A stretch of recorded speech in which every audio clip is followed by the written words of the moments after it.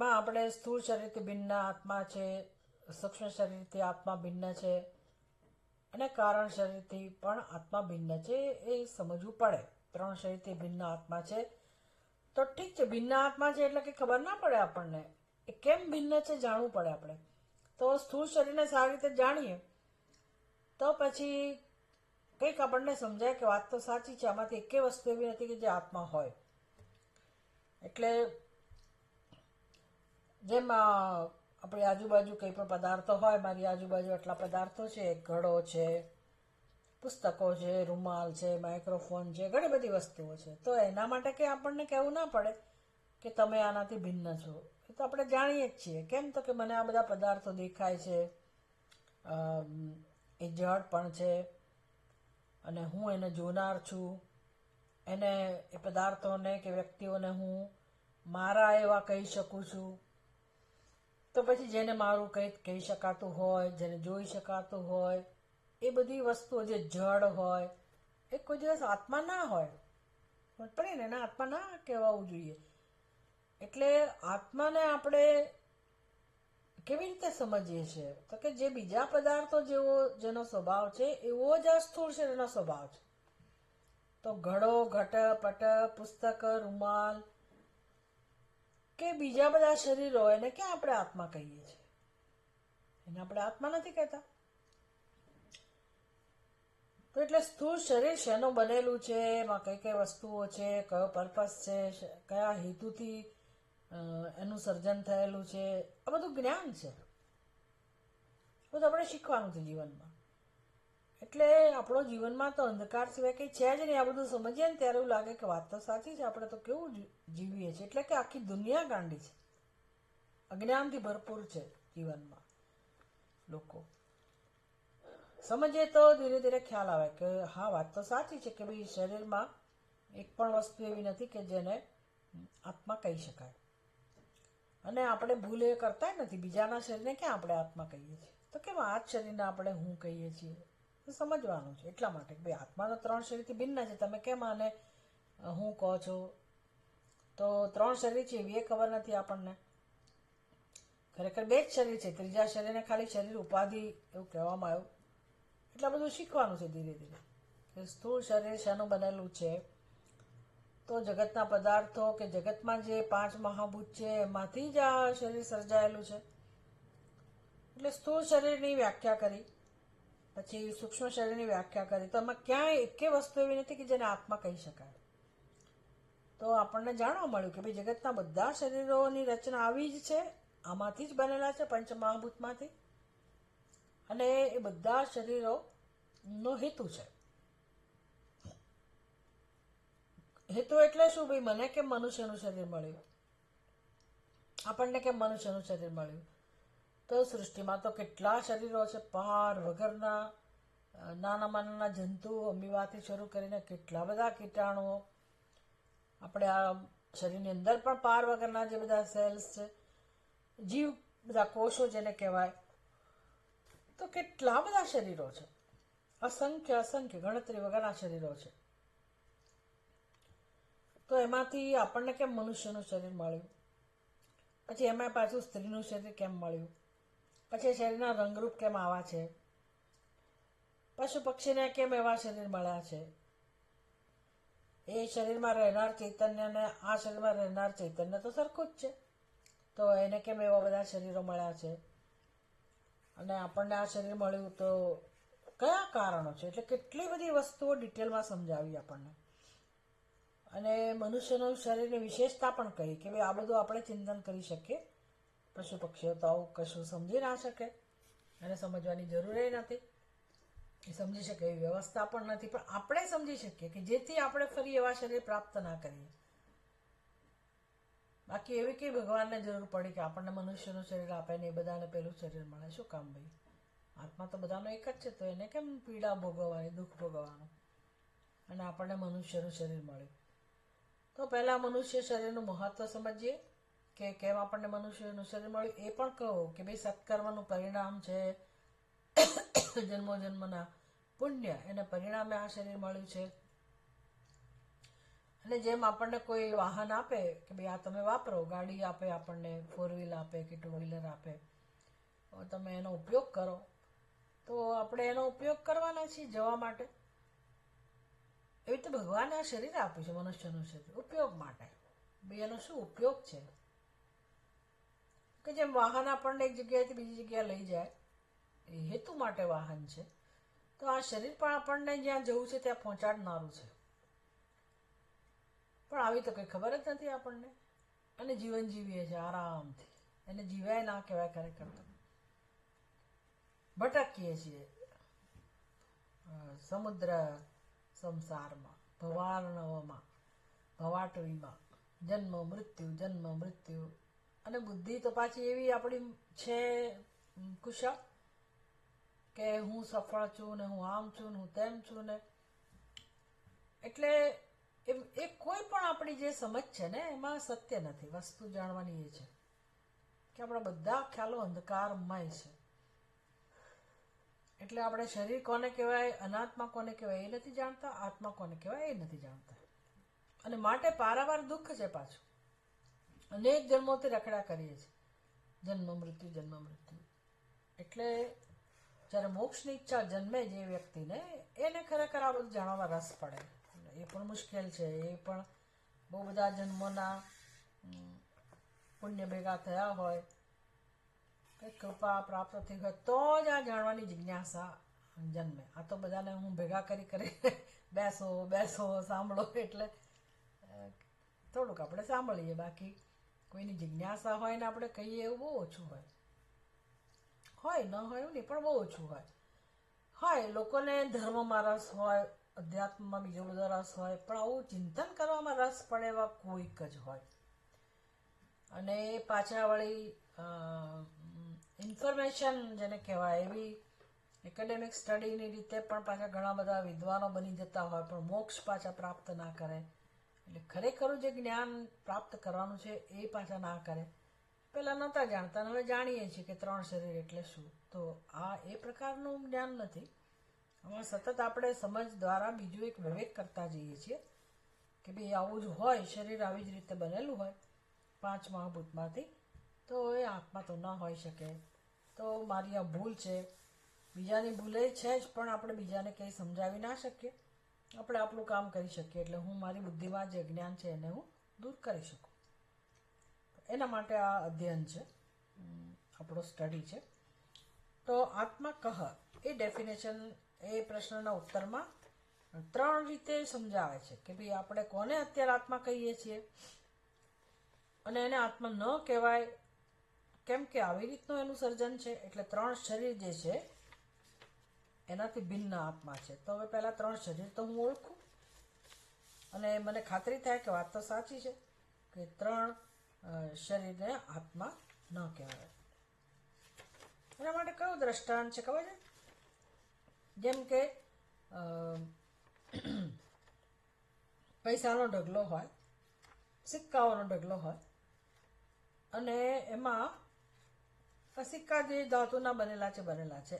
માની લો કે એમાં ચાંદીનો સિક્કો, આપણે ત્યાં ચાંદીના સિક્કા હોય છે, દેવી દેવતાના ચિત્રવાળા ચાંદીના સિક્કા હોય.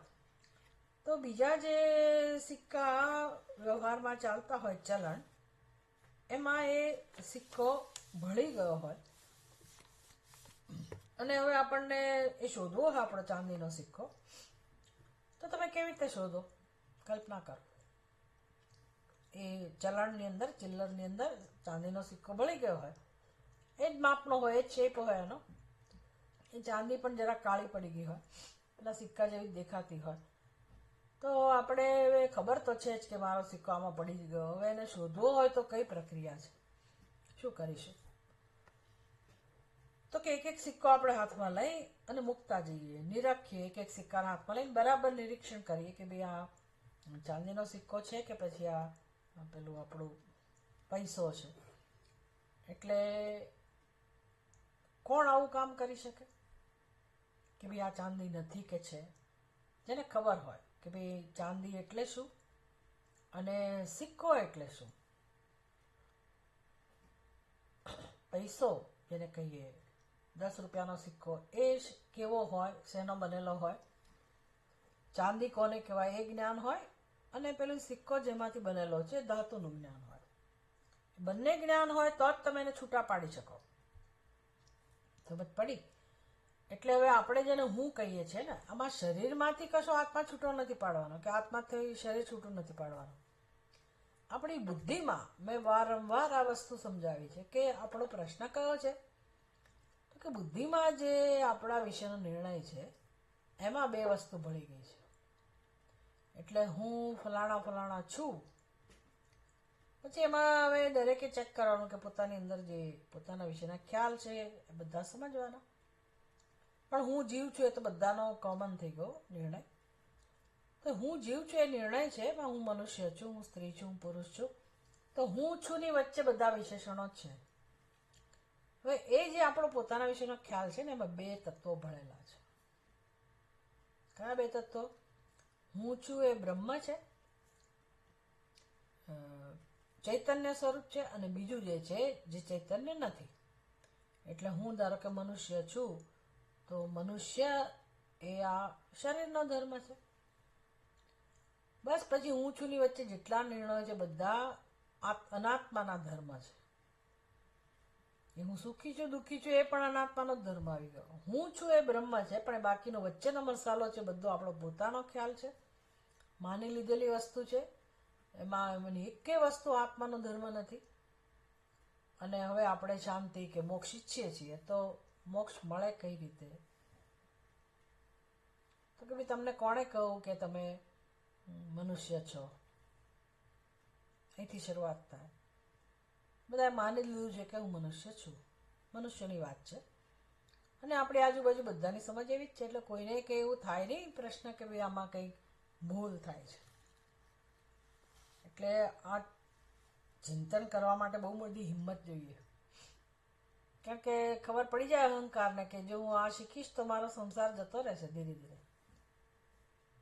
આપણો સંસાર કંડરભૂસ થઈ જાય એટલે બીક લાગે. એટલે એમને કે આવું બધું મારે નથી શીખવું ભાઈ, અમે જ્યાં છીએ ત્યાં આમ કેવું કમ્ફર્ટ ઝોન એમ બરાબર છીએ, અમને ડિસ્ટર્બ ના કરો. એટલે ખરેખર આ એવું છે તો ખરું જ. પાછું કોઈ હિંમતવાળો હોય તો જ આ જ્ઞાન પ્રાપ્ત કરી શકે. પણ ઠીક છે, આપણે કંઈ એવી ગંભીરતાથી નથી કરી રહ્યા, આપણે વસ્તુને શીખી રહ્યા છીએ. પછી જ્યારે એવું લાગશે કે હા મારે હવે આમાં કંઈક મારા સત્ય સ્વરૂપને જાણવા માટે ગંભીરતાથી કામ લેવું જોઈએ, ત્યારે બરાબર જુદી વાત છે. અત્યારે તો આપણે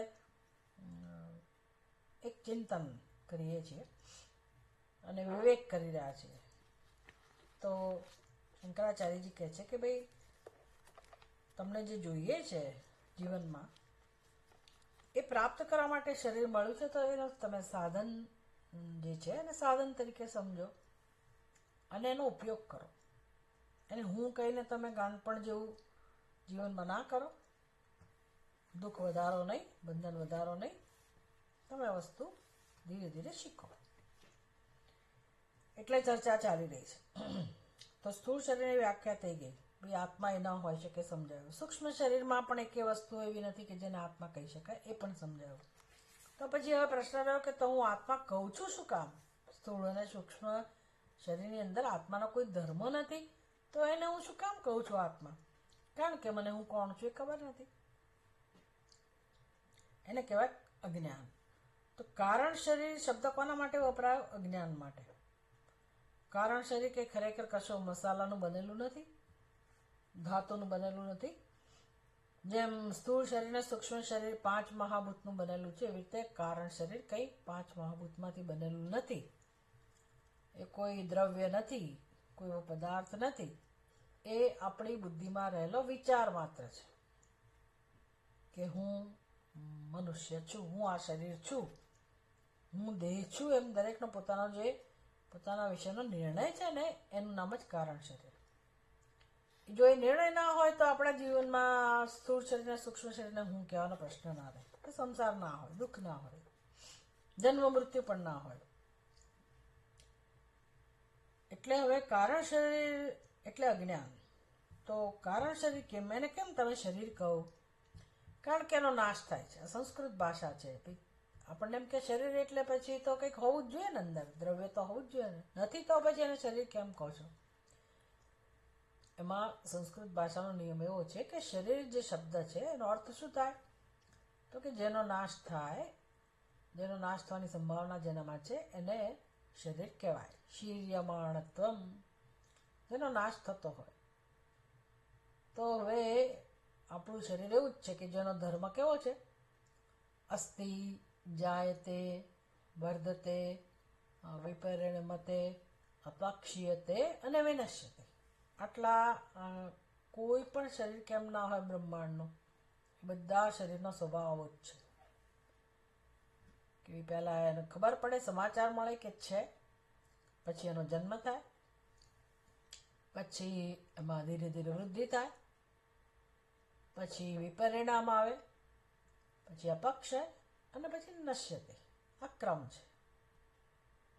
એટલે આપણને વિચારતા બીક લાગે, પણ હવે શું કરીએ? સફેદ વાળ આવી ગયા તો આવી ગયા, સ્વીકારવું પડે. બાળક હતું તો પછી બાળકને બાળક ના રહે, એ પછી મોટું થાય જ, તો આપણને આનંદ થાય બાળક મોટું થઈ ગયું કે આપણે મોટા થઈ ગયા. પણ મોટા થયા એટલે પછી ક્યાં સુધી મોટા મોટા મોટા મોટા મોટા એટલે આમ મોટા થઈએ પછી એને કહેવાય વિપરિણામ. વૃદ્ધિ, ઊંચાઈ વધી, પછી ઊંચાઈ ના વધે, પછી વિપરિણામ. દુબળા પાતળા થયા કરીએ, કાળા ધોળા થયા કરીએ, એવું બધું. પછી આપણા વાળના રંગમાં ફેરફાર થાય, ચામડીના રંગમાં ફેરફાર થાય, આપણા કદમાં બધો ફેરફાર થયા કરે, એને કયું વિપરિણામ. પછી વાળ આપણે કાળા રાખીએ, કરવા પડે, એની મેળાએ કાળા રહે, કોઈકના જ કાળા રહે, બાકી તો સફેદ થવાનું ચાલુ થઈ જાય, એને કઈ અપક્ષય. એટલે આ બધી વ્યાખ્યા જે સ્ટેજીસ છે બધા કોનું લક્ષણ બતાવે છે? તો કે શરીરનો સ્વભાવ આવો જ છે. શરીર આવો જ હોય એટલે આપણે પછી એને વ્યવહારમાં આવું કહીએ કે અમે ઘરડા થઈ ગયા અથવા થઈ જઈશું. અને પછી શું? બધાને ખબર છે પછી શું. એટલે જેટલું આયુષ્ય હોય ત્યાં સુધી અમે છીએ એવું ચાલે. પછી હરિઓમ તત્સત અમે નથી. એટલે આપણી બધા વ્યવહારનો પાયો કોણ છે? તો કે આ શરીર. એ શરીરની જે ધર્મો છે, શરીરનો જે આ સ્વભાવ છે, એને આપણે પોતાનો સ્વભાવ કહીએ છીએ. વિચાર કરો, શરીરનો જે બધી સ્થિતિ છે, આ બધા વિકારો છે, એને આપણે પોતાના વિકાર સમજીએ છીએ વિચાર કર્યા વગર. બધા જ આવું માને છે એટલે આપણે એમ કે આવું જ હોય. એટલે આ તમને બુદ્ધિમાં જરાક અંદર ઝબકારો થાય ને તો કામ આગળ વધે કે ભાઈ આ વાત તો સાચી છે, કંઈક ભૂલ તો છે જીવનમાં. બધાના જીવનમાં છે, યસ, બધાના જીવનમાં છે. જે સત્ય છે તો સત્ય જ છે ને, એમાં કંઈ થોડું બદલાઈ જાય. અને ક્યારથી છે આવો ખ્યાલો? અનાદિકાળથી. એટલે એટલા દ્રઢ થઈ ગયા છે ને કે આ શીખવું પડે છે. વિચાર કરો, આપણે કોણ છીએ શીખવું પડે છે. હદ થઈ ગઈ ને, આવું છે. વગર વિચારે જીવન ચાલે છે. એક જન્મમાં આવું નહીં જ વિચાર્યું હોય, નહીંતર આપણે ક્યારનો ઉદ્ધાર થઈ ગયો હોય. આ જન્મમાં આપણે કઈ કઈ થાકી જઈએ, આપણે કેટલું બધું અધ્યયન કરીએ તો અંદરથી જે સંસ્કારો છે આપણને એ જ દિશામાં લઈ જાય, ખેંચે. એટલે કેટલું અઘરું કામ હશે આ વિચાર કરો. પોતાનું સ્વરૂપ જેમાં અત્યારે કોઈ પ્રકારે આપણા નિર્ણયોને કારણે સ્વરૂપમાં કોઈ ફેરફાર નથી થયો. ખરેખર તો ભગવાનની કૃપા છે કે સ્વરૂપમાં ફેરફાર નથી થયો. થઈ ગયો હોત તો શું હાલત થાત? નથી તો પણ મારી બુદ્ધિમાં સમજ મારે મેળવવા માટે કેટલી મહેનત કરવી પડે છે. એક જન્મ નહીં, ભગવાન તો કહે છે બહુનામ જન્મનામ અંતે જ્ઞાનવાન મામ પ્રપદ્યતે અનેક જન્મ સંસિદ્ધ. પણ જો આ જન્મમાં આપણે શરૂ નહીં કરીએ તો પછી તો ફરીને મનુષ્યનો જન્મ મળશે કેમ એ પણ ખબર નથી. એટલે આ જન્મમાં આપણે આ દિશામાં કામ કરવાનું તો શરૂ કરી દેવું જોઈએ. પછી જેટલું આપણને દુઃખ સાલતું હોય, જેટલી એવું સમજાતું હોય કે ભાઈ હવે આ છોડવું જોઈએ અજ્ઞાન, તો આપણે આમાં રસ લઈએ ને. અધરવાઇઝ ઠાગા થઈ ગયા, હોતી હે ચલતી હે, કરીશું આવતા જન્મમાં, શું ઉતાવળ છે, એવી આપણી વૃત્તિ રહે. બાકી આપણા હાથમાં જ છે અજ્ઞાન છોડવું અને કેમ મુક્ત થવું એ આપણા હાથમાં જ છે. આપણે જેટલું કરીએ એટલું જલ્દી કામ થાય. સારું, આ બધું કારણ શરીરની અંતર્ગત છે. એટલે કારણ શરીરની વ્યાખ્યા આપણને કરે છે, મને સમજાવે છે કારણ શરીર શું. તો પહેલી સમજ આપણે એ પ્રાપ્ત કરવાની છે કે કારણ શરીર કોઈ શરીર નથી, કોઈ મસાલો નથી, કોઈ દ્રવ્ય નથી, કોઈ પદાર્થ નથી, જેમાં માત્ર મારા વિશેનો ખોટો નિર્ણય છે, આત્મા વિશેનો ખોટો નિર્ણય છે. એટલે કે અવિદ્યા છે. હું કોણ છું જાણતા નથી અને પછી એમાંથી હું આ શરીર છું એ નિર્ણય થયેલો છે. નિર્ણય આમ નામ ના થાય. સર્પ પછી એવો નિર્ણય ક્યારે થયો? ભાઈ દોરડાની જગ્યાએ નિર્ણય થવો જોઈએ તો કે દોરડું જ છે. તો સર્પનો નિર્ણય કેમ થયો? આ બ્રહ્મની વાત છે. સર્પનો નિર્ણય કેમ થયો? કારણ કે દોરડું ના દેખાણું. તો દોરડું ના દેખાવું એને આવરણ કહેવાય, અજ્ઞાન કહેવાય. એ હોય તો જ ત્યાં ભ્રમ જન્મે. દોરડાને આપણે સર્પ તરીકે સમજી લેવું ત્યારે જ બને જ્યારે દોરડાની ખબર ન હોય, દોરડાનું જ્ઞાન ના હોય. એવી રીતે અત્યારે આપણી બુદ્ધિમાં જે નિર્ણય છે કે હું મનુષ્ય છું, કે હું જીવ છું, ત્યારે જ એ નિર્ણય હોય જ્યારે હું કોણ છું એ ખબર ના હોય, હુંનું જ્ઞાન ના હોય. એટલે એક અજ્ઞાન છે હુંનું, આત્માનું અજ્ઞાન છે, આપણે કોણ છીએ ખબર નથી, અને માટે બુદ્ધિમાં જે છે ભ્રમ છે, આત્મા વિશેનો ભ્રમ છે.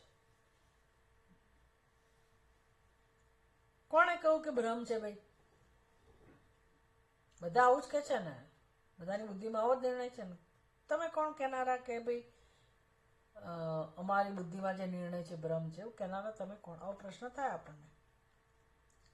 એટલે શાસ્ત્ર જોઈએ, પ્રમાણ કોણ છે? હુંના સ્વરૂપને જાણવા માટેનું પ્રમાણ કોણ છે? હું મારી રીતે જાણી ના શકું કે હું કોણ છું. બીજા લોકો કહે તો પણ કામ ના થાય, કારણ કે બધાની બુદ્ધિમાં અજ્ઞાન છે. એટલે મૂળ પ્રમાણ તો કોણ? તો કે શાસ્ત્ર, શબ્દ પ્રમાણ છે. અને શાસ્ત્ર કેવા છે? તો કે ભગવાનનું સર્જન છે, કોઈની બનાવેલા શાસ્ત્રો નથી. એ તો અત્યારે આપણે આ પુસ્તકો લઈને ફરીએ છીએ. શાસ્ત્ર એટલે પુસ્તક નહીં સમજવાનું. તો શ્રુતિ છે, જેમાં મંત્ર દ્રષ્ટા ઋષિમુનિઓ જે છે એમણે આત્માનો બોધ કર્યો અને એમના શિષ્યોએ સમજ્યા. આ પ્રકારે પરંપરા ચાલે છે. તો હવે પછી ધીરે ધીરે શોધખોળ થઈ અને એ લોકોએ જે બુદ્ધિમાં શ્રવણ કરેલી વસ્તુ સમજ્યા, યાદ કરી અને મંત્રોના રૂપમાં એ બધું પ્રગટ થતું હોય. પછી પેલા લીવ્સ ઉપર, તાડપત્ર એના ઉપર લખાતું હોય, પછી વસ્ત્રો ઉપર, પછી ધાતુ ઉપર, ને પછી કાગળની શોધ થઈને આપણી પાસે પુસ્તકો આવ્યા. બાકી જ્ઞાન તો હતું જ એ વખતે પણ. એટલે શાસ્ત્ર એટલે એવું નહીં સમજવાનું કે આવા પુસ્તકો જ હોય, કોઈ પણ એનું સ્વરૂપ ગમે તે હોય. પણ પ્રમાણ કોણ છે? તો કે આવી રીતે શબ્દ. કોઈ કહે મને, કોઈ મને સમજાવે તો હું જાણી શકું. પણ કહેનાર વ્યક્તિ પણ કેવી હોય કે એને પણ એના ગુરુએ સમજાવ્યું હોય. એ કોણ હોય? તો કે એને પણ એના ગુરુએ. એટલે કોઈ આમનામ પોતાની બુદ્ધિમાં કલ્પના કરીને શરૂ કરી દે તો એ પ્રમાણ ના કહેવાય. પ્રમાણ તો કેવળ આ શાસ્ત્ર છે, શબ્દો છે. એટલે ભગવાનનો ઉપદેશ હોય તો આપણા માટે પ્રમાણ. શ્રી કૃષ્ણ ભગવાને પોતે ઉપદેશ કરેલો છે. તો હવે ભગવાન તો સામે નથી, તો એના શબ્દો આપણી પાસે કેવા રૂપમાં છે? ભગવદ્ ગીતાના રૂપમાં. એવી રીતે ઉપનિષદો પણ એવી જ રીતે છે, કારણ કે ભગવાને ઉપનિષદોનો સાર જ કહ્યો છે. એટલા બધા ગીતાના શ્લોક સીધા ઉપનિષદમાંથી આવે છે. એમ જેની શ્રદ્ધા હોય શાસ્ત્રમાં એ વ્યક્તિ આ શ્રવણ કરવા કે અધ્યયન કરવા તૈયાર થાય અને સ્વીકારી શકે કે હા, વાત તો સાચી છે, આપણી બુદ્ધિમાં જે નિર્ણય છે એ ખરેખર ભ્રમ છે અને અજ્ઞાન બતાવે છે. અને પછી તો તમને જે શાસ્ત્ર પદ્ધતિ અપનાવે છે, પ્રક્રિયાઓ શીખવાડે છે, આપણી બુદ્ધિને એ દિશામાં લઈ જાય છે વિચાર કરતા, અને આપણે વિવેક કરવાનું શરૂ કરીએ, તર્કનો ઉપયોગ કરતા શીખીએ, તો તરત બુદ્ધિને સમજાય કે હા જ્ઞાન જ છે, ભ્રમ છે અને ભ્રમ દૂર થઈ શકે છે. અને બીજા પ્રમાણે એ છે કે જેણે ભ્રમ દૂર કર્યો એ લોકો દુઃખમાંથી હંમેશ માટે મુક્ત થઈ ગયા. તમે તમારી સામે જ જોઈ શકો એ લોકોને. તો જીવન મુક્ત લોકો પણ થઈ ગયા આપણે ત્યાં. એટલે એ બધા પણ પછી પ્રમાણ બની જાય. આમ શ્રદ્ધાથી શરૂઆત થાય. શ્રદ્ધાવાન લભતે જ્ઞાનમ. ભગવાન ગીતામાં આવું કહે છે. નહીંતર જ્ઞાન પ્રાપ્ત ના થાય. તમે કોણ કહેનારા ભ્રમ છે એવું? અને આપણી બુદ્ધિમાં ઘણા કુતર્ક જન્મ્યા કરે એટલે આપણે તો પછી સ્વીકારીએ જ નહીં, તો કામ ના થાય. એટલા માટે ગુરુ ઉપસદન, શ્રવણ, મનન, નિધિધ્યાસન આ બધા એના મુખ્ય નિયમો છે જ્ઞાન પ્રાપ્ત કરવાના. એટલે આવરણ અને વિક્ષેપ. આવરણ એટલે મારા સ્વરૂપનું જ્ઞાન જે નથી તે. વિક્ષેપ એટલે શું? હું જીવ છું એ નિર્ણય, ભ્રમ. આ બે પ્રકારનું, બે સ્તરનું જ્ઞાન છે દરેકની બુદ્ધિમાં. ક્યારનું છે આ અજ્ઞાન? અને એનું વર્ણન થઈ શકે કે ના થઈ શકે? તો કે ના, એનું વર્ણન ના થઈ શકે, અનિર્વાચ છે. જેમ કે તમે પૂછો કે ભાઈ સર્પ કેમ દેખાયો, આપણે જ આપણી જાતને પૂછીએ. ઘણીવાર આપણે આપણી બુદ્ધિમાં જાત જાતનો ભ્રમ જન્મે ને પછી આપણને જ પ્રશ્ન થાય છે મને કેમ આવું દેખાયું? આ વસ્તુ અહીંયા હતી જ નહીં તો કેમ અહીંયા હતી તો મને કેમ ના મળી? અથવા તો આ કેમ મેં નિર્ણય આવો લઈ લીધો? આવું કેમ થયું? આ બધી નાની મોટી ભૂલો અનેક થતી હોય. બુદ્ધિ આ બધું કરાવતી હોય છે. તમારી લોકોની પાસે હું મારું અજ્ઞાન છતું કરું ધારો કે, તો તમને હસવું આવશે. હું હમણાં ભાવનગરથી આવીને મને થોડી ટ્રીટમેન્ટ માટે કોઈક વસ્તુ આપી વૈદ્ય.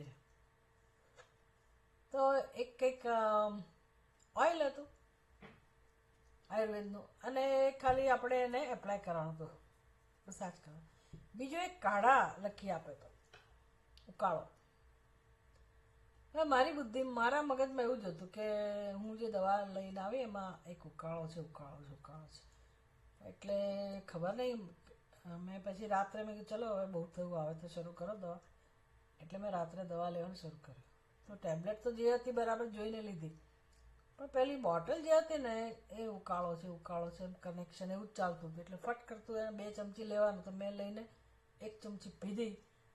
ઓહો, 1 ચમચી પીધી એટલે મને એમ થયું કે આવું કંઈ ના હોય, કાઢો આવો ના હોય.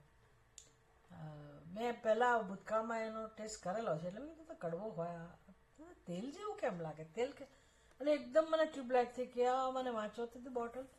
તો એ પેલું જે 2 દવા હતી ને એમાંથી જે ઓઇલ હતું ને મસાજ માટેનું, મેં સીધું મોઢામાં નાખી દીધું. વિચાર કરો પછી શું તમારી હાલત થાય. એટલે હું દ્રષ્ટાંત આપું છું કે કેવી રીતે બુદ્ધિમાં ભ્રમ કામ કરતો હોય છે. બુદ્ધિ કેવું આવું કરતી હોય, જો તમે સાવધાન ના હો તો બુદ્ધિની અંદર આવું બધું થાય. તો અમારા વૈદ્ય સારા છે એટલે તરત મેં પૂછ્યું એટલે મને કે ડોન્ટ વરી, એનાથી કશું ના થાય, કોઈ સાઈડ ઇફેક્ટ નહીં થાય, આયુર્વેદમાં એવું ડેન્જર કશું હોતું નથી. મને શાંતિ થઈ એટલે કશું થયું નહીં. પણ આવું છે, વિચાર કરો. એટલે તમે તમારું મગજ આવું કરી શકે. હવે એનો જવાબ છે મને કેમ આવું દેખાયું, મેં કેમ આવી ભૂલ કરી. તમે માથા પછાડો તો જવાબ ના મળે. મને સર્પ દેખાયો જ કેમ, દોડું હતું તો મને સર્પ કેમ દેખાયો? નો આન્સર. અનિર્વાચ છે. અજ્ઞાન કેમ છે, કોઈ એનો જવાબ નથી. એને કઈ અનિર્વાચ છે. પછી અનાદિ અવિદ્યા રૂપમ.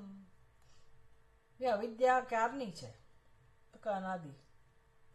ક્યારે શરૂ થઈ કઈ જ ના શકાય, અનાદિકાળથી. એટલે આપણે બહુ બધું વિચારવું પડે કે હા અનાદિ હશે જ. કારણ કે જુઓ કૃષ્ણ ભગવાનને કેટલા વર્ષ થઈ ગયા હશે. પછી આપણે તો આ ઇતિહાસકારોને પૂછવું પડે. રામચંદ્રજીને કેટલા વર્ષ થયા હશે, તે તો સતયુગની વાત છે. એ લોકો આપણને કાળની ગણતરી બતાવે, યુગની ગણતરી બતાવે કે ભાઈ આટલા વર્ષો થાય ત્યારે આ યુગ હોય. અને આપણે વિચારીએ કે ઓહો આટલા વર્ષો પહેલાં રામચંદ્રજી થઈ ગયા, તો એની પહેલાં તો કંઈક પથ્થર યુગ હશે, એની પહેલાં તો ભગવાને સર્જન કર્યું હશે. હજારો વિચારો આપણને. તો ત્યારથી સૃષ્ટિ જ્યારથી સર્જાઈ હશે ત્યારથી આપણે આ સૃષ્ટિમાં કોઈક ને કોઈક રૂપમાં હોવા જ જોઈએ. અથવા તો તમે એમ વિચારો કે મને મનુષ્યનો જન્મ આ શરીર મળ્યું, અત્યારે મળ્યું બરાબર છે કે ચલો ગયા જન્મમાં કર્મ કર્યા એટલે અત્યારે મળ્યું શરીર કર્મના પરિણામે. તો પહેલી વાર મને શરીર ક્યારે મળ્યું હશે? સૌથી પહેલી વાર એવો એનો જવાબ જ નથી. પહેલી વાર શરીર મળે, શરીર ત્યારે જ મળે જ્યારે કર્મો હોય. પણ તો પહેલી વારનું શરીર મળ્યું હોય તમે કર્મો કર્યા હોય ને. પહેલી વારનું શરીર તમને મળે કારણ કે પ્રારબ્ધ હોય તો જ મળે શરીર. એટલે કર્મ કર્યા હોય તો પછી બીજો જન્મ મળે, બીજો જન્મ મળે તો પછી એમાં કર્મ કરો તો પછી પાછો ત્રીજો જન્મ મળે. એટલે આનો કોઈ જવાબ જ નથી કે પહેલી વાર મેં ક્યારે કર્મ કર્યા, પહેલી વાર શરીર મળ્યું ત્યારે. પહેલી વાર શરીર ક્યારે મળ્યું? બી એની પહેલા કર્મ કર્યા. અને કહેવાય અનિર્વાચ્ય અને અનાદિ, જેનો આદિ નક્કી થાય જ નહીં. એટલે આ કઈ વસ્તુ છે? અજ્ઞાન. કારણ શરીરની વ્યાખ્યા છે કે અજ્ઞાન ક્યારે મને જન્મ્યું પહેલી વાર ભ્રમ ક્યારે થયો? અજ્ઞાન ક્યારનું છે? સીધો પ્રશ્ન. અજ્ઞાન ક્યારનું છે? અનાદિ. એનો જવાબ શું છે? અનાદિ, જેનો કોઈ આદિ નક્કી થતો નથી. એટલું સારું છે ભગવાનની દયાથી કે આદિ ભલે ના હોય પણ અંત છે. અંત છે ને આપણા હાથમાં છે. આપણા હાથમાં છે. આપણે લાવીએ તો, આપણે લાવવા માંગીએ તો. ભગવાન વચ્ચે નહીં લાવવાના કે ભગવાન અંત લાવે. ભગવાને જે કરવાનું છે એને કરી દીધું, પછી આપણા હાથમાં છે મારે શું કરવું શું ના કરવું. ભગવાને મને શરીર આપી દીધું, મનુષ્યનું બુદ્ધિ આપી, શાસ્ત્રો આપ્યા, ગુરુ આપ્યા, ઉપદેશ આપ્યો, સત્સંગ આપ્યો. પછી મારે મારી બુદ્ધિનો ઉપયોગ કરવાનો છે. પછી જો હું છોડી દઉં તો એના તો ભગવાન કરશે. ભગવાન કે નવરો બેઠો નથી કરવા, આટલી મોટી દુનિયા છે, કેટલાનું કરે. અને એને કરવાની જરૂર નથી. ભગવાન જ્યાં લાવવાનું હોય ને ત્યાં લાવવાનું હોય. ભૂખ લાગે ને તો કહેવાનું કે ભગવાન આપશે તો વાંધો નથી. બાકી અજ્ઞાન દૂર કરવાનું કામ ભગવાનને નહીં સોંપવાનું. બીજી બધી વસ્તુઓ માટે તો આપણે કેટલું દોડ કરીએ. ના, એ તમારે કરવું જ જોઈએ, તમારી જવાબદારી છે, તમારી ઈચ્છા જ છે. એ બધામાં આપણે કરવાનું. અજ્ઞાન દૂર કરવાનું તો કે તો ભગવાન કરશે. એટલે બધી ચાલાકી છે, અહંકાર નહીં.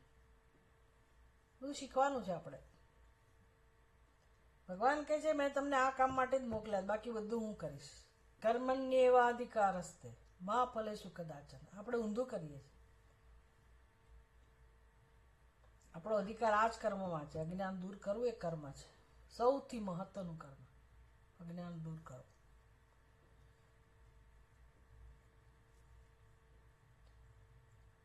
પછી મારા જીવનની વ્યવસ્થાની જવાબદારી ભગવાનની છે.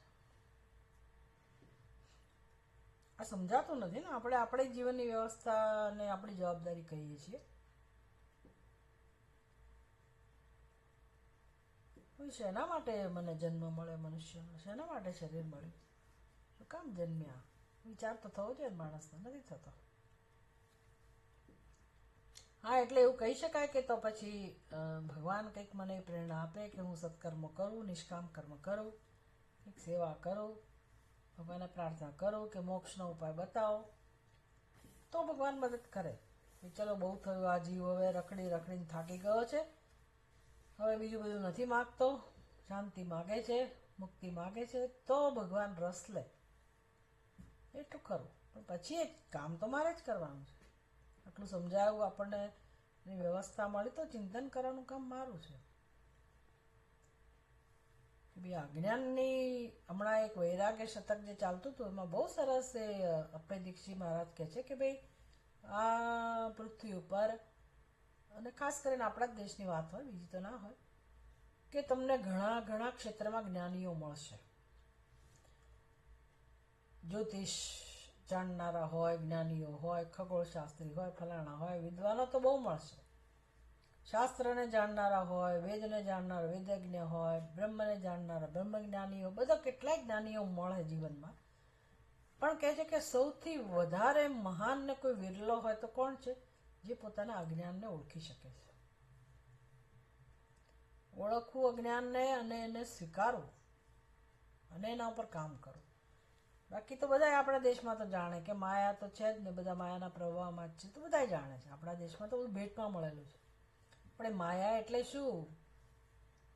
બસ હું તો માયાના પ્રવાહમાં છું, એ તો પછી એ જ ચાલે, એનું જ ચાલે, એવું કંઈ જ્ઞાન નથી. માયા જે છે મારી બુદ્ધિમાં કઈ રીતે કામ કરે છે, તો કે અજ્ઞાન. અને એ અજ્ઞાન આપણે સમજી રહ્યા છીએ. અજ્ઞાન સમજવું એ ઈશ્વરની મહાન કૃપા છે. અજ્ઞાન સમજવું એક પણ જ્ઞાન છે કે ઓહો, આપણને સમજ પડી કે જીવનમાં અજ્ઞાન છે, તો પછી હું સ્વીકારું કે અજ્ઞાની છું ભાઈ.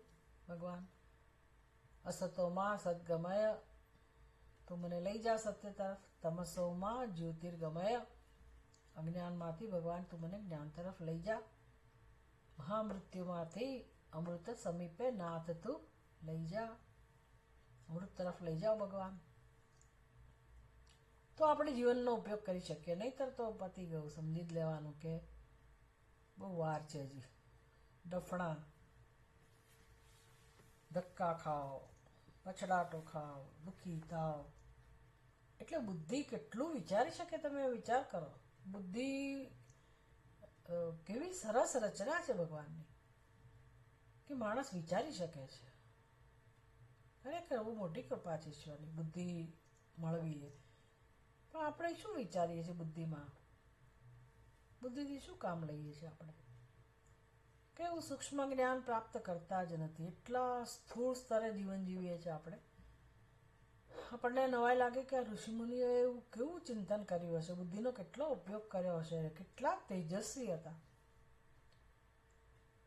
એટલે તેજસ્વી કે ભગવાન એમને બનાવ્યા નથી, એમણે બુદ્ધિનો ઉપયોગ કર્યો અને તેજસ્વી બન્યા. તો આપણે આપણા સંસારમાંથી ઉપર ઉઠીએ, સત્યનું ચિંતન કરતા શીખીએ તો તેજસ્વી બનીએ. સીધી વાત છે. સહનાવવતુ સહનૌ ભુનક્તુ સહવીર્યં કરવાવહે તેજસ્વીનાવધિતમસ્તુ. આપણી તો પ્રાર્થના જ એવી હોવી જોઈએ કે ભગવાન અમે તેજસ્વી બનીએ.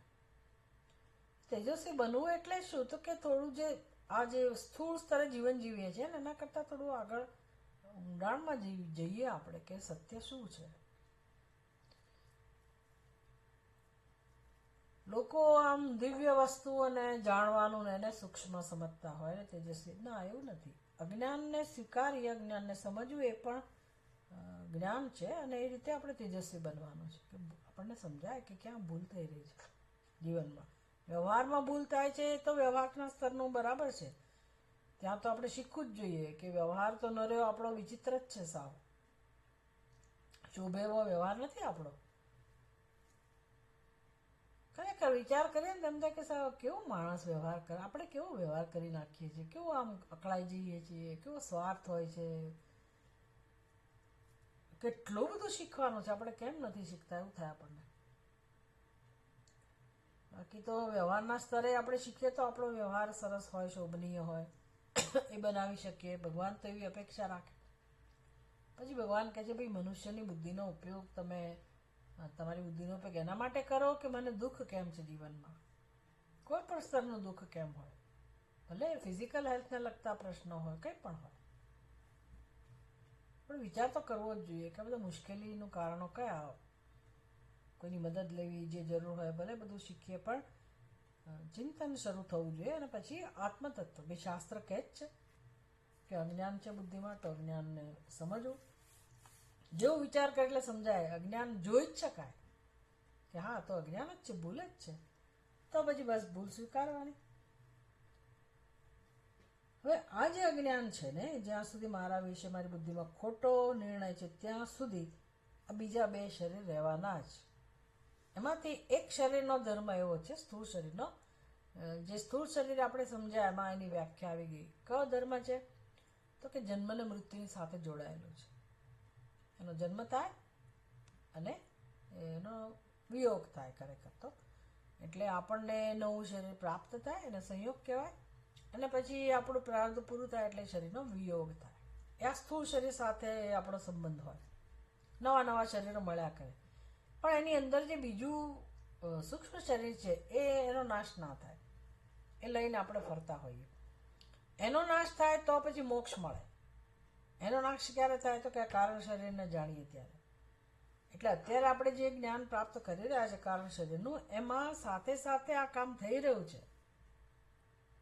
જો તમે ખરેખર સમજતા હો ને તો કારણ શરીરનો નાશ થવાનું કાર્ય થઈ રહ્યું છે. કારણ શરીરને સમજવાથી જ કારણ શરીરનો નાશ થાય.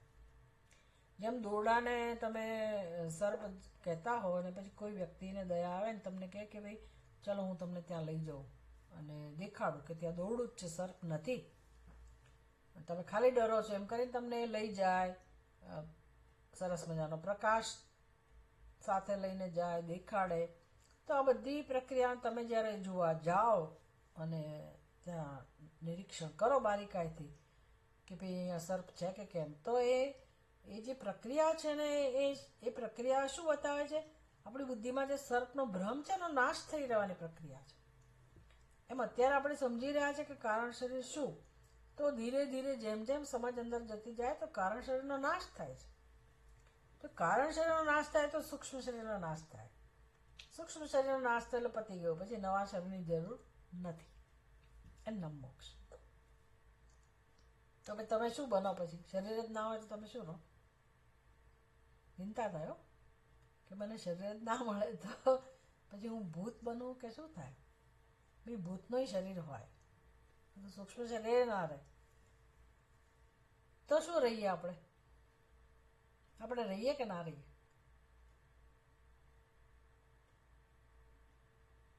શું વિચારો છો? ના રહી ના રહીએ ને? એ રહીએ, એવું તો આપણે ના રહીએ ગમે. પણ સમજ આવે છે. ના રહીએ તો એવું તો ગમે નહીં. બે રહેવું તો ગમે આપણને. આપણો નાશ થઈ જાય એવું થોડું ગમે આપણને. આપણે રહીએ જ નહીં એવું થોડું ગમે. એવું છે ને કે રહીએ પણ આપણો આપણી અંદર સમજ આવે છે. આપણે તો રહેવાના તો ખરા જ, પણ નામ રૂપ વગરના. આપણું અસ્તિત્વ તો રહેવાનું જ, એમાં એનો નાશ થઈ જ ના શકે. એટલા માટે એનો નાશ કોઈ ના કરી શકે. એ તો હંમેશા છે જ, પણ આપણે નામ રૂપ વગરના હોઈએ. આપણો કોઈ આકાર ના હોય, નામ ના હોય, રૂપ ના હોય, માત્ર જ્ઞાન સ્વરૂપ હોઈએ, ચેતન સ્વરૂપ હોઈએ. તે સારું કે ખરાબ? કોઈ બંધન વાળા ના હોઈએ, જન્મ વાળા ના હોઈએ, મૃત્યુ વાળા ના હોઈએ, સુખી દુઃખી ના હોઈએ, બસ હોઈએ. એને કહેવાય સચ્ચિત અને આનંદ. એ સ્વરૂપમાં આપણે રહીએ. એનું મોક્ષ.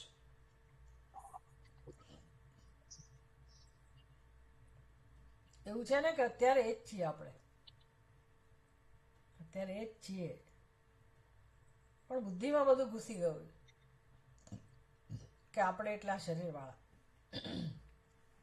અત્યારે કોઈ શરીર વાળું બન્યું જ નથી. જે છે બધા પૂર્ણ બ્રહ્મ જ છે. મોક્ષ એટલે એવું નહીં સમજવાનું કે કંઈક ઘટના બને. એટલે શરીર છે એટલે હું મુક્ત નથી એવું નથી. આ શરીર ન હોય પછી હું મોક્ષ પ્રાપ્ત કરું એવું નથી. આ સમજવાનું છે. આ શરીર છે તોય હું મુક્ત જ છું. એટલે મોક્ષ એટલે એવું નહીં કે મને શરીર ના મળે. આ તો જેને આપણે જન્મ કહીએ છીએ કે મારો જન્મ. જો મારો જન્મ કહો તો મારું મૃત્યુ એ મારે કહેવું જ પડે.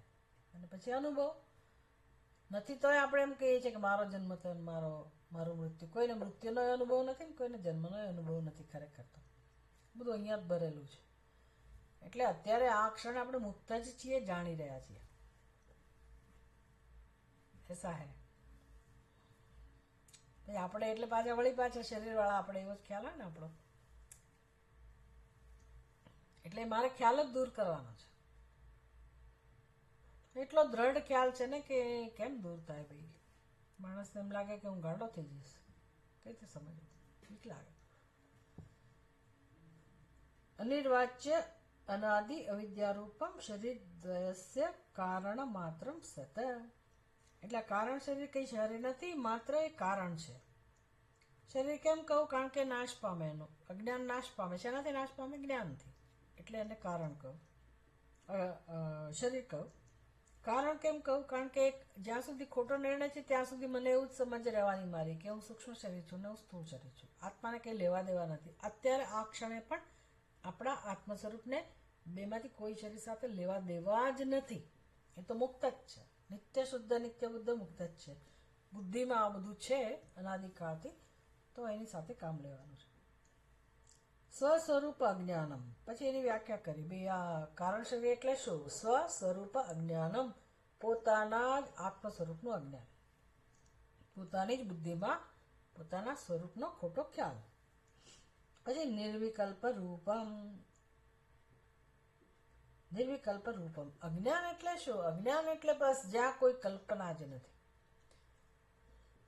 અજ્ઞાન એટલે શું? જ્યાં સાચું જ્ઞાન નથી અને જ્યાં કોઈ કલ્પના નથી, એનું ઓરિજિનલ ફોર્મ એટલે કે એનું મૂળ સ્વરૂપ અજ્ઞાનનું. અત્યારે જે આપણી બુદ્ધિમાં છે ને, એમાં કેવું છે? વિક્ષેપ છે, કલ્પના છે. અજ્ઞાન વત્તા કલ્પના છે આપણી બુદ્ધિમાં રાઈટ નાઉ, આ ક્ષણે.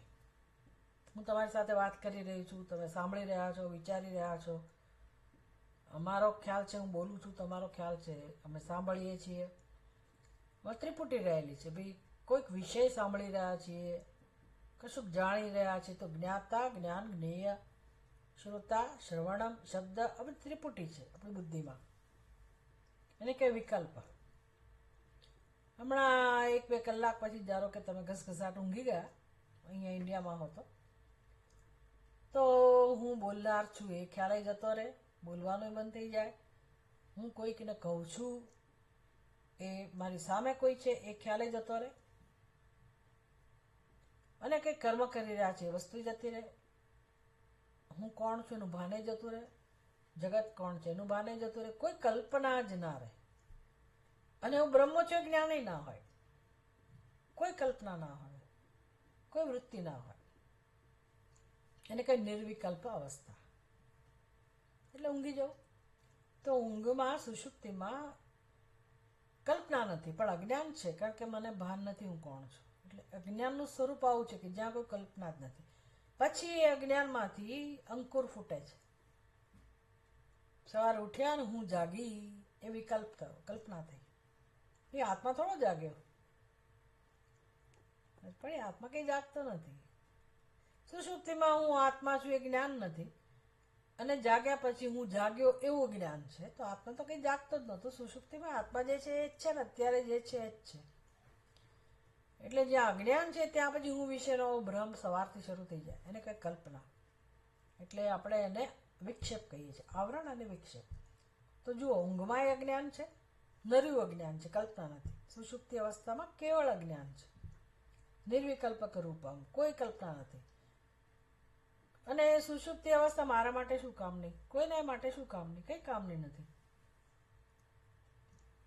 કારણ કે ત્યાં તમે મને ગમે તેટલું મારા વખાણ કરો, આ કરો, તે કરો, કે કોઈ તમને અપશબ્દો કે, મને કશું અડતું જ નથી સુષુપ્તિમાં. અને હું આનંદ સ્વરૂપ છે એનું ભાન નથી. એટલે સુષુપ્તિનો કોઈ ઉપયોગ જ નથી, ખાલી આરામ માટે ભગવાને વ્યવસ્થા કરી છે, જેથી આપણે આપણા સ્વરૂપમાં જતા રહીએ. સુષુપ્તિમાં અમને કોઈ જ જ્ઞાન નથી, આપણે કેવા છીએ, સચ્ચિદાનંદ સ્વરૂપ છીએ એવું જ્ઞાન નથી. ખાલી અનુભૂતિ લઈને જાગીએ છીએ કે બહુ મજા આવી, એના પરથી અનુમાન કરીએ કે આપણી અંદર કંઈક એવું મજા આવે એવું છે તો ખરું, અને જેમાં કોઈ કલ્પનાની જરૂર નથી એવું આપણી અંદર સત્ય છે. પણ મને જ્ઞાન નથી, નહીંતર મજા આવી જાત. સુષુપ્તિમાં જ્ઞાન નથી, અજ્ઞાન છે, નક્કી થઈ ગયું. જાગ્રતમાં અજ્ઞાન તો છે જ, ઉપરથી ભ્રમ છે. હું સચ્ચિદાનંદ સ્વરૂપ નથી, હું સચ્ચિદાનંદ સ્વરૂપ છે જ્ઞાન તો નથી. ઉપરથી હું સ્ત્રી છું, પુરુષ છું, મનુષ્ય છું, ફલાણું જે કંઈ છે એ બધી કલ્પનાઓ. સ્વપ્નમાં પણ એવું છે. તો મને કહો કે કઈ અવસ્થા જીવનની એવી છે કે જે ખરેખર જ્ઞાનમય છે. જીવનમાં કઈ વસ્તુ, કયો વ્યવહાર, કઈ પ્રવૃત્તિ એવી છે કે જે ખરેખર જ્ઞાનને અનુરૂપ છે. સમજી શકાય છે ને કે આપણું સમસ્ત જીવનનો પાયો અજ્ઞાન જ છે.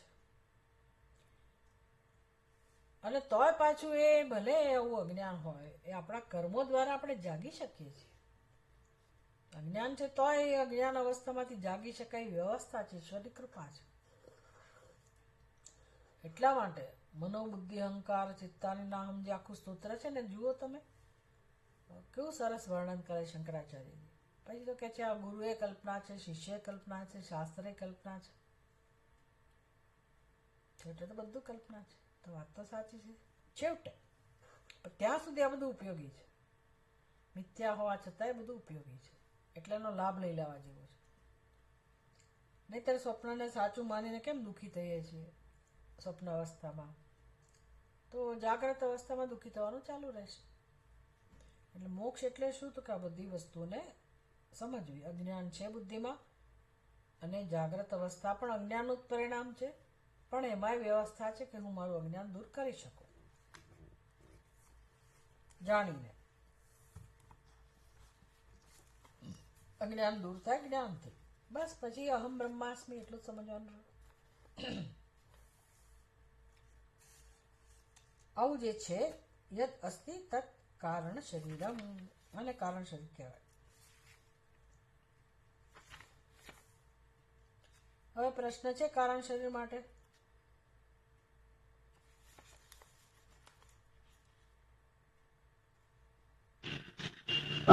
માતાજી, આ વિકલ્પ અને નિર્વિકલ્પ અવસ્થા એ ના સમજાણું મને. અજ્ઞાન પ્લસ કલ્પના વાળું જે તમે સમીકરણ જેવું કીધું ને, જો નિર્વિકલ્પ રૂપમ, નિર્વિકલ્પ રૂપમ એ કોની વ્યાખ્યા થઈ? કારણ શરીર. કારણ શરીરની. કારણ શરીર માટે આપણે એનો અર્થ શું કહ્યો પહેલા? કારણ શરીર એટલે શું? અજ્ઞાન, અવિદ્યા. તો પછી કારણ શરીર એટલે એના જેટલા જેટલા શબ્દો વપરાયા છે ને એ બધાને આપણે એકવાર ફરી જોઈએ. જો એની વ્યાખ્યા કારણ શરીરની કેટલી કેટલી વ્યાખ્યા થઈ? અનિર્વાચ્ય, અનિર્વાચ્યમ. પછી અનાદિ અવિદ્યા રૂપમ, અવિદ્યા રૂપમ. અનિર્વાચ્ય આખો એક જ શબ્દ છે. અનિર્વાચ્ય અનાદિ વિદ્યા રૂપમ કારણ શરીરમ. એ આપણે હોમવર્ક કરવાનું, દરેક જગ્યાએ કારણ શરીરમ એડ કરવાનું. અનિર્વાચ્ય અનાદિ અવિદ્યા રૂપમ કારણ શરીરમ. એ કારણ શરીરનો એક વિશેષણ થયું કે જે અનિર્વાચ્ય છે, અનાદિ અવિદ્યા રૂપ જેનું છે તે, આવું જેનું સ્વરૂપ છે કારણ શરીર કહેવાય. બીજી વ્યાખ્યા થઈ શરીર દ્વયસ્ય કારણ માત્ર. બે શરીરનું કારણ. એ કોની વ્યાખ્યા થઈ? કારણ શરીરની કારણ શરીર. એટલે કારણ શરીર કોને કહેવાય? તો કે જે બે શરીરનું કારણ છે. તો કયા બે શરીર? સ્થૂળ અને સૂક્ષ્મ. સ્થૂળ અને સૂક્ષ્મ. હવે ત્રીજું વિશેષણ કયું છે? સ્વસ્વરૂપ અજ્ઞાનમ. સ્વસ્વરૂપ અજ્ઞાનમ કારણ શરીરમ. ત્યાં ઉમેરવાનું સ્વસ્વરૂપ અજ્ઞાનમ કારણ શરીરમ. અને કારણ માત્રમ તો ઉપર શબ્દ આવી જ ગયો. કારણ માત્રમ કારણ શરીરમ. ઠીક છે. સ્વસ્વરૂપ અજ્ઞાનમ કારણ શરીર. જ્યાં આત્મ સ્વરૂપનું, પોતાના સ્વરૂપનું અજ્ઞાન છે એને કારણ શરીર કહેવાય. હવે બીજી વ્યાખ્યા થઈ નિર્વિકલ્પ રૂપમ કારણ શરીરમ. તો નિર્વિકલ્પ, વિકલ્પ એટલે શું એ સમજવાનું પહેલા, અને તો સમજાય કે નિર્વિકલ્પ એટલે શું. નિર્વિકલ્પ એટલે વિકલ્પ વગરનું. તો પછી વિકલ્પ કોને કહેવાય? સમજ પડે ને? વિકલ્પ કોને કહેવાય? તો અત્યારે જે મારી બુદ્ધિમાં મારા વિશેની જે સમજ છે ને વિકલ્પ કહેવાય. જેની બુદ્ધિમાં પોતાના વિશેની જે પણ સમજ છે ને વિકલ્પ કહેવાય. પણ એ વિકલ્પ જન્મ્યા છે એમાંથી. એ ભ્રમમાંથી, એટલે વિકલ્પ એનું નામ જ ભ્રમ, પણ એ જન્મ્યા છે એમાંથી. અજ્ઞાનમાંથી. એટલે અજ્ઞાન એટલે કારણ શરીર. તો કારણ શરીર એવું છે કે જેમાં વિકલ્પ નથી.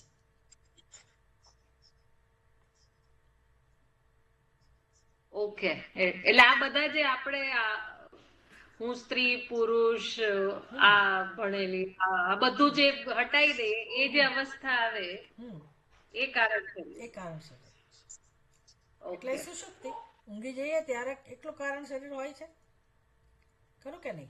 ત્યાં એકલું અજ્ઞાન જ છે આત્માનું. જે બધા બાકીના વિશેષણો બધા જ આવે છે સુષુપ્તિમાં. સુષુપ્તિની વ્યાખ્યા, સુષુપ્તિનો વિશે વિચાર કરો તો એમાં બધું જ આવી જાય કે કંઈ જ ખબર નથી, એટલે એનું નામ અજ્ઞાન. પછી જાગીએ છીએ એટલે એમાંથી જ જાગીએ છીએ, એ પણ ખરું.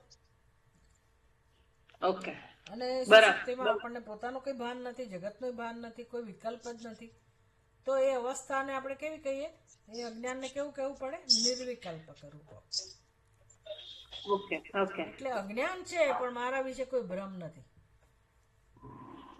ઓકે. ભ્રમ નથી ને મારા વિશે કોઈ કલ્પના જ્યારે હું નથી કરતી ને ત્યારે શાંતિ હોય.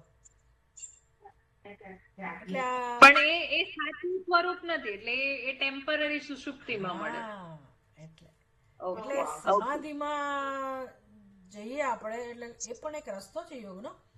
પણ એ લોકોનો સતત પ્રયત્ન હોય કે મારી બુદ્ધિમાં કોઈ વિકલ્પ જન્મે જ નહીં. એટલે ત્યાં પણ ચિત્તવૃત્તિ વિરોધ યોગ એ બધી વ્યાખ્યા હોય નહીં. મારી બુદ્ધિમાં કોઈ વૃત્તિ જન્મે જ નહીં એવી હું સાધના કરું તો એમ કરવાથી મને આત્માનો અનુભવ થાય. પણ એ લોકોને ખબર નથી કે હું આત્મા છું. એટલે તમે જ્ઞાન પ્રાપ્ત કરો અને સમાધિ કરો તો બેવડો ફાયદો થાય. પણ અજ્ઞાન હોય ને હું સમાધિમાં જઉં તો સમાધિમાં જવું કંઈ સહેલું નથી. બહુ બધું પુણ્ય જોઈએ, ઘણું બધું જોઈએ એમાં. પણ માની લો કે હું જઉં તો પણ એ થોડાક કલાક સમાધિનો આનંદ મળે, પછી પાછું આપણે આપણી અવસ્થામાં આવવાના જ, કારણ કે અજ્ઞાન છે. એટલે સુષુપ્તિમાં એ માણસ ભગવાનની દયાથી આનંદનો અનુભવ કરે, પછી જાગીએ છીએ શું કામ? જાગીએ કારણ કે અજ્ઞાન છે, એટલે જાગવાના છે, અંકુર ફૂટવાનો. જાગીએ છીએ એટલે વિકલ્પ છે, બીજું કંઈ નહીં. જાગવું એટલે બીજું કંઈ નહીં. મારા વિશે ભ્રમ જેવો બુદ્ધિમાં જન્મે કે ઓહો કેટલા વાગ્યા, હું અહીંયા છું, એનો વિકલ્પ, એટલે જાગ્યા.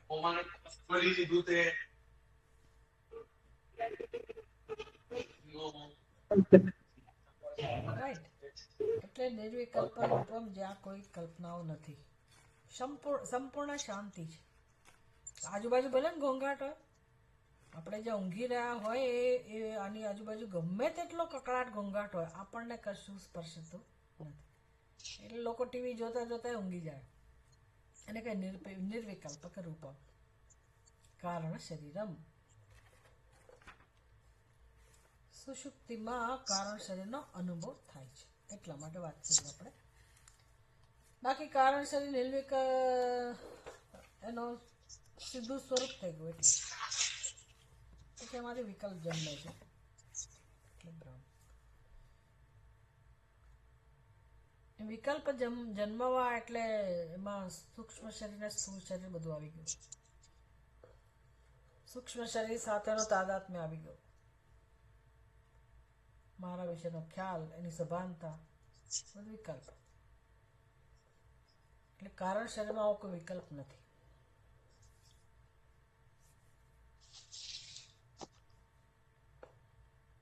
હવે કયો ટોપિક શરૂ થશે? 3 અવસ્થા. હવે 3 અવસ્થાઓની શરૂઆત થશે આવતી વખતે. ઓમ પૂર્ણમદ પૂર્ણમિદમ પૂર્ણાત પૂર્ણમુદચ્યતે પૂર્ણસ્ય પૂર્ણમાદાય પૂર્ણમેવાય. ઓમ શાંતિ શાંતિ શાંતિ. હરિ ઓમ. શ્રી ગુરુભ્યો નમઃ. હરિ ઓમ. જય શ્રી રામ બધાને. જય શ્રી રામ. જય શ્રી રામ. જય શ્રી રામ. આ રવિવારે કાર્યક્રમમાં હાજરી આપવાની છે. જે લોકો અમદાવાદમાં રહેતા હોય તૈયાર રહેજો, પ્લીઝ કમ. 1 ફેબ્રુઆરી રવિવાર સવારે 9:30 વાગે.